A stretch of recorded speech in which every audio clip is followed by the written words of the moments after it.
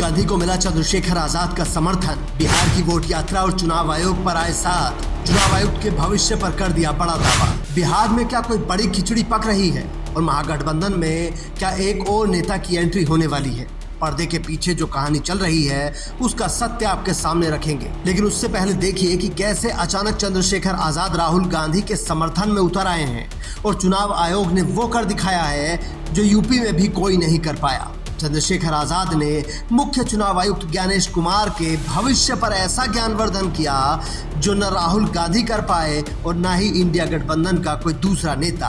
दरअसल इस वक्त राहुल गांधी जो बिहार में वोट अधिकार यात्रा निकाल रहे हैं उसे जबरदस्त समर्थन मिल रहा है। लगातार वहां से भीड़ की तस्वीरें आ रही हैं और चुनाव आयोग हर दिन बैकफुट पर जा रहा है।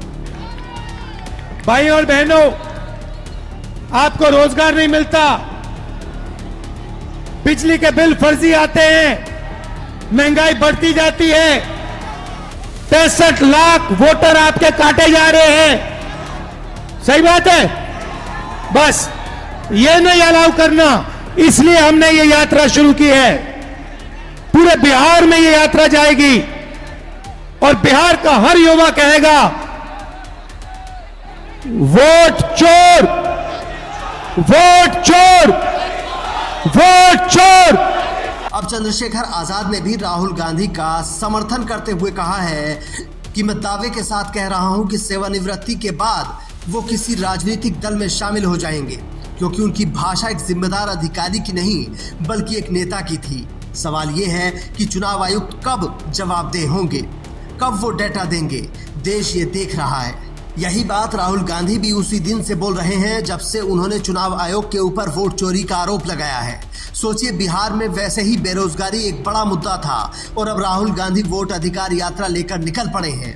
सोने पर सुहागा चुनाव आयुक्त ज्ञानेश कुमार की प्रेस कॉन्फ्रेंस ने कर दिया। चंद्रशेखर आजाद ने चुनाव आयोग से सवाल किया कि किसी भी चुनाव से पहले मतदाता सूची की जांच होती है। बिहार में लोकसभा चुनाव हुए और उसके ठीक एक साल बाद आप 65 लाख मतदाताओं के नाम हटा देते हैं, तो सवाल उठता है कि क्या आपकी रिपोर्ट तब गलत थी या अब गलत है? क्या विधानसभा चुनाव को प्रभावित करने के लिए ऐसा किया गया है?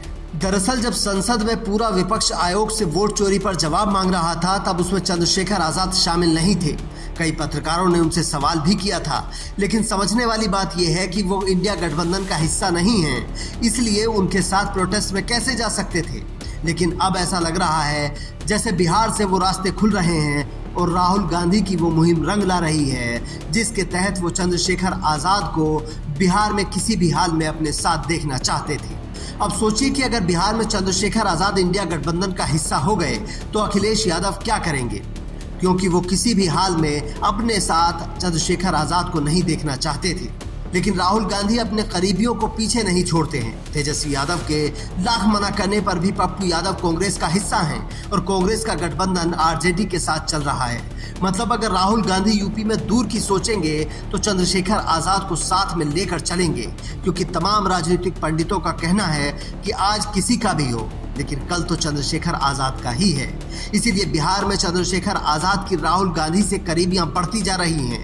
सूत्रों के हवाले से कई तरह की खबरें चल रही हैं, पर हम उसमें नहीं जाएंगे। हम आपसे पूछेंगे कि बताइए, क्या चंद्रशेखर आजाद को इंडिया गठबंधन का हिस्सा बनना चाहिए या फिर नहीं? Bureau report, Indian news.